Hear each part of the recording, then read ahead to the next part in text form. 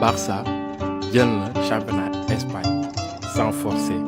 ni presser et a gagné le Real Madrid li Real doon bañ mooy que gagné ko ci kanamam jëlee ko fa championnat wala ay d'honneur bi finalement Barça def na la bëggoon mooy gagné ko célébrer ci kawam le Real Madrid n'a rien proposé aujourd'hui Vinicius nekk ci temps bi. En tout cas, le Barça a dominé et a gagné et a mérité cette victoire, mais aussi ce championnat qu'il a gagné. Donc, félicitations à vous les Catalans. Avec un Ferran Torres, Peter, Dani Olmo, 7 talonnades. Hop. Non, l'Olmo yokal quoi.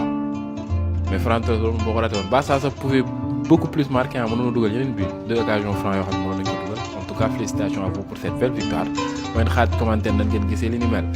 Mu ngi doon bu loolu weesoo képp koo xam ne nii mën naa ni bëgg nga iPhone qualité dama lay conseiller à ce que nga contacter kooku di Sama Global Business ci numéro bii di 78 441 63 81 78 441 63 81 mu ngi nekk foofee ca Colobane en face rue de Séeréer iPhone boo bëgg mën na nga ko jaay am leen jàmm félicitations à vous les Catalans. Voilà, c'est officiel. Le Barça est sacré champion d'Espagne pour la 29e fois de son histoire. Le Barça gagne le Classico 2-0. Le Barça, premier mi-temps, le plié Classico, but de Rashford et de Ferran Torres. Premier mi-temps 2-0. Deuxième mi-temps, le Barça a géré son match, gagné 2-0, on est champion d'Espagne. Et je pense que c'est ça l'image de la saison. Le Barça collectif Real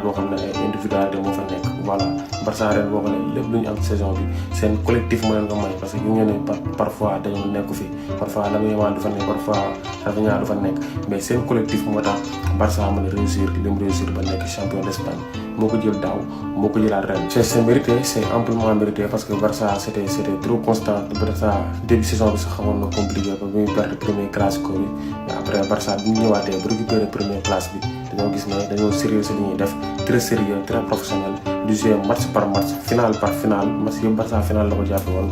gagné ba tey à 3 jours de la fin Barça nekk champion d'Espagne félicitations. ani catalan yi tey 5000 Bisca Barça laa bëgg si commenter tey lu ngeen may si ay Bisca Barça doyu les gars tey jour de fête la. On est les champions d'Espagne. En plus li si gën a neex mooy on l'a gagné contre notre rival Real Madrid si jour classico bi ñu dóor leen jël officiellement la Liga 2025-2026. Tout a commencé avec un coup franc extraordinaire signé Marcus Rashford moo ubbi score bi. xool leen bal bi Courtois taaweeku na def na lépp lu mën mais mënu si dara le ballon était puissant en plus très bien placé. Quelques minutes lañ si tegaat Ferran Torres ñëw doubler la mise permettre FC Barcelone mener 2-0. Après ça Barça dafa doxal gérer match bi tranquillement parce que Real Madrid tey jéemul dara proposé wul grand chose pour essayer égaliser. après kii bi lan la def gérer match bi 2-0 xam nañ ne bu jeexee ni ñun ñooy gagné jarul ñuy nekk di dépenser yéen énergie di sonal suñu bopp vu que adversaire bi jéemul proposé lu bëri. même si moo nañoo creuser waat écart bi parce que am nañ fay quelques occasions yoo xamante ni bu duggoon rek score mën na gën a yokk. Rashford am na ko fa Ferran Torres am na ko fa Lewandowski aussi am na ko fa. côté Real Madrid aussi am nañ fay quelques situations yoo xamante ni bu ñu ko dugaloon rek dañoo teg problème FC Barcelone mais mënuñu koo dugal. donc au final match bi nii la jeexee 2-0 pour le FC Barcelone ce qui signifie que le FC Barcelone est officiellement champion d'Espagne. Et sans bi Barça rawee Real Madrid 14 points d'avance alors que 3 journées rek moo si des championnat bi jeex. malgré victoire bi neex na trop mais tey mauvaise nouvelle lañ yeewaale parce que Pape Hansi Flick moo décédé nekk vraiment une triste nouvelle moo tax avant match ngeen gis ñu def une minute de silence pour rendre hommage. donc bravo à l'équipe merci beaucoup si trophée champion d'Espagne bi merci beaucoup Visca Barça Visca Catalunya. Allez gars, c'est terminé. Le Barça gagne le Classico 2-0 et remporte sa 29e Liga. Félicitations à tous les Blaugrana. Mais maintenant, le championnat est terminé. Barça est sacré champion d'Espagne pour la 29e fois de son histoire. Félicitations à tous les Catalans. Félicitations au Barça, les joueurs, l'entraîneur, le staff, vraiment, et tous les supporters catalans du courage de Real Madrid. Différence de points, c'est 14 points. Vous montrez le niveau du Real. Le Real Madrid est catastrophique. Classico bi bokk na ci classico yi gën a ennuyant yi gën a ñàkk niveau ci ma mës a seetaan non seulement certes nag amuloon enjeu parce que pour man bon le Barça match nul la soxloon pour gagner championnat bi Real l'avait déjà perdu le championnat mais bokk na ci classico bi gën a ñàkk xorom gën a ñàkk niveau. tey le Real a été médiocre Real baaxul mais Barça aussi tamit tey dafa tane woon Real rek mais c'était pas le meilleur match boo xoolee benn coup franc la ñam dugal ko beneen action de jeu même bu fekkee c'est dañ ko construire mooy biu nu mu tëddee Ferran Torres, voilà, c'est ça. Mais Barça n'a pas trop forcé parce que Ben Massimino mais c'est le Real qui était trop médiocre. mais Barça bi tey bu baaxoon dafa war na dóor Real minimum 5 minimum tey Real war na ko jël 5 mais faut saluer Courtois tey yaakaar naa bu loolu moom dégâts yi dina gën a métti mais la saison est terminée pour le Real Madrid. Barça gagné le championnat mais Real instant yii nii perte na championnat deuxième saison blanche consécutive Real nag fóotum biir néeg la war a def fóotum biir néeg parce que Real bëri na ay joueurs yu fa war a jóge la Real a du chantier Real dafa am problème sérieux si problème bi énorme sax. voilà gars yi enfin li nga xam si moom la ñëpp doon bëggoon li nga xam si moom la ñëpp doon ñaan si classico bi muy FC Barcelone def ko enfin FC Barcelone def na ko muy sa maxi boo xam si ni sa équipe rivalité ngay amal surtout classico mais sa biir dëkk nga war ko gagné pour mën a jël dénk li nga xam ne ñuy wax champion FC Barcelone def na ko gagné na Real Madrid jiite ko 14 points officiellement FC Barcelone champion d'Espagne ba maa ko nag dama ñëw si ki nga xam si moom la ñuy wax Lionel Messi merci beaucoup à Lio merci beaucoup Lionel Messi ginnaaw bi nga xam si ni FC Barcelone jëlee li nga xam si moom la ñuy wax championnat bi mu nekk 29e fois de son histoire Messi bokk na joueurs yi nga xam si ni ñoo njëkk a félicité FC Barcelone jaare ko si li nga xam si son compte Instagram merci beaucoup Léon beneen côté ba ginnaaw bi nga xam si ni FC Barcelone bëggoon nañ ko supporters yi bëggee woon ko nii ñu bëri ñaanuñu woon pour mu am pour lan FC Barcelone mën na célébrer si li nga xam si moom la ñuy wax devant le classico bi si li nga xam si moom la ñuy wax trophée nekk li nga xam si moom moo nekk li nga xam ne championnat bi merengue yu bëree bëri bëgguñu ko woon FC Barcelone célébrer ko si sur classico bi mais FC Barcelone maintenant def na ko jàpp na Real nogé ko même pas un but FC Barcelone gagné ki nga xam si moom la ñuy wax Real Madrid jël li nga xam si championnat bi nekk loo xam si ni 29e fois de son histoire FC Barcelone di jël li nga xam si moom la ñuy wax champion Espagne. Le FC Barcelone champion d'Espagne pour la deuxième année consécutive Barça di jël championnat Espagne si kaw Real Madrid et tey li gën a pire mooy que ne classico ni dañ joué biir Camp Nou Barça gagné waat Real 2-0 te 1 point ko soxla pour jël championnat bi mais dafa gagné jël championnat ci kanamam et ils ont célébré devant les joueurs du Real Madrid certainement mais gars yi je me dis que Vinicius parfois dafay fàttali les attentes en fait yow saison blanche nga def tu es en train de parler aux supporters di leen wan ay 15 Ligue des Champions à quoi ça sert et li gën a grave mooy que ne Kylian Mbappé son absence déjà il est absent ci match bi mais il était même en retard ci match bi parce que bu muy posté publication pour soutenir ses coéquipiers di wane ne mu ngi seetaan match bi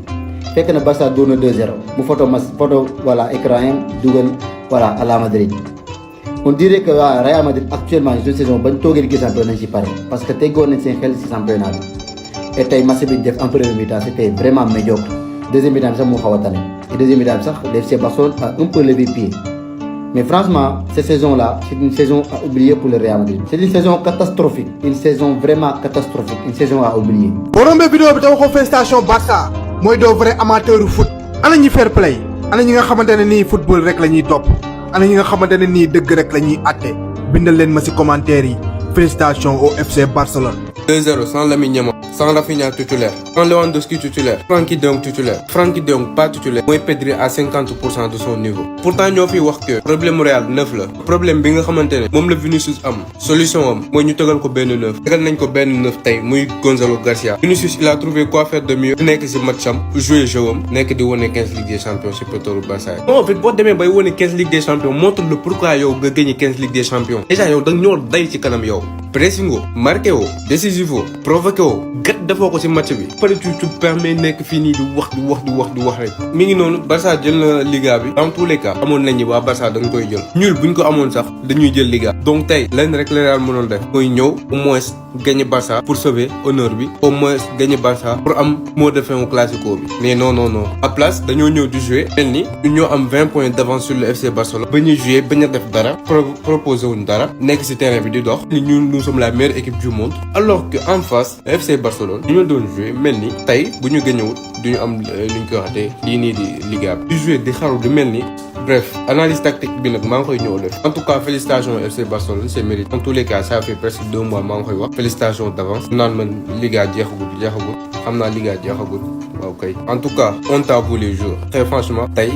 vous nous avez foutu la honte devant tout le monde. sama gars yi Barça ngeen di supporter quoi bu romb vidéo bi ni dañoo bind Visca Barça ci commentaire yi gars yi Barça réalisé na le back to back en Liga après bu mu gagné Real Madrid 2-0 te aussi gars yi ma xamal leen benn affaire si 7 derniers classico yi nga xam ne Barça Real joué nañ ko Barça gagné na Real Madrid 6 fois Real Madrid benn yoon la ko si gagné. te aussi gars yi ma xamal leen benn affaire Barça jël na championnat Espagne deux fois consécutive les gars te ren jii nii Barça jël na 2 coupes bu mu jëlee lii di super coupe d'Espagne ak La Liga tey te si 18 derniers championnat Espagne 18 dernières saison yi gars yi Barça jël na championnat Espagne 11 fois. bii nii nag mooy 29e titre gars yi Barça bi nga xam ne jël nag si championnat Espagne gars yi 29e fois Barça di jël championnat d'Espagne. mais aussi gars yi Barça ak Real actuellement ni tolloo nañu si nombre victoire si classico Barça 106 victoire Real Madrid 106 victoire ñu match nul 52 fois depuis bu ñu créé le classico ba léegi. donc gars yi Barça defiti na mëninam jël na championnat Espagne ñaari yoon la ko teglee jël ko daaw jël ko ren. te aussi gars yi ma xamal leen benn affaire gars yi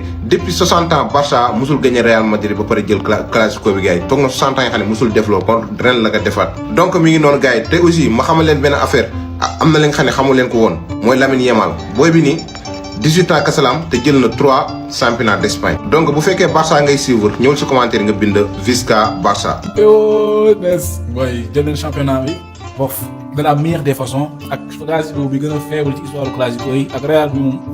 da am na ñi woon ci terrain waaye nekkuñu woon fii une très grande victoire ñu ci ñoon nekk ci gagné nañ suñu Liga Flick décès bi ak lépp ñu koy jaale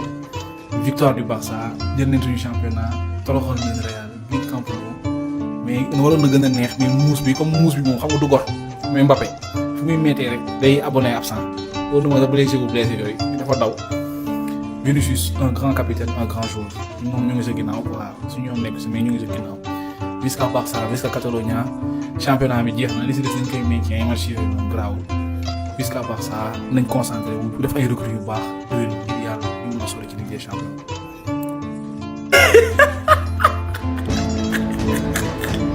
nouvelle bi en fait nouvelle dàq ko FC Barcelone tëddal si nag ki nga xam si moom la ñuy wax Real Madrid FC Barcelone ki nga xam si moom la ñuy wax Real Madrid en FC Barcelone fekk dalal na ko biir dëkkam dóor ko 2-0 avec magnifique maxi boo xam si ni FC Barcelone ba mérité dugg si maxi bi demine maxi bi mérité li nga xam si ma ne moom la ñu wax contrôle maxi bi dugal ay bitam mais seere li nga xam ne ñu wax score am ba Real Madrid dugalu ko li nga xam ne ñu wax benn bit li nga xam si moom la ñu wax maxi final bi nga xam ne moo doxoon ci FC Barcelone ak Real Madrid FC Barcelone tey la doon confirmé ba xam day doon officiellement li nga xam ne ñu wax champion d'Espagne wala day xaar prochaine journée mais officiellement FC Barcelone rivalité am ki nga xam si moom moo gën ñoom ñoo gën a nekk en fait rivalité ci histoire football ñoom ñaar mën na ne FC Barcelone jëlee ko ci kanamu en fait ci biir dëkkam officiellement FC Barcelone doon na li nga xam ne ñoo sacré champion d'Espagne deuxième fois consécutif daaw FC Barcelone moo ko jëloon ren FC Barcelone moo ko jëlaat non mais c'est humiliation bi nga xam ne nii en fait neexul mais Real Madrid dama leen dem ba dama leen mujjee yërëm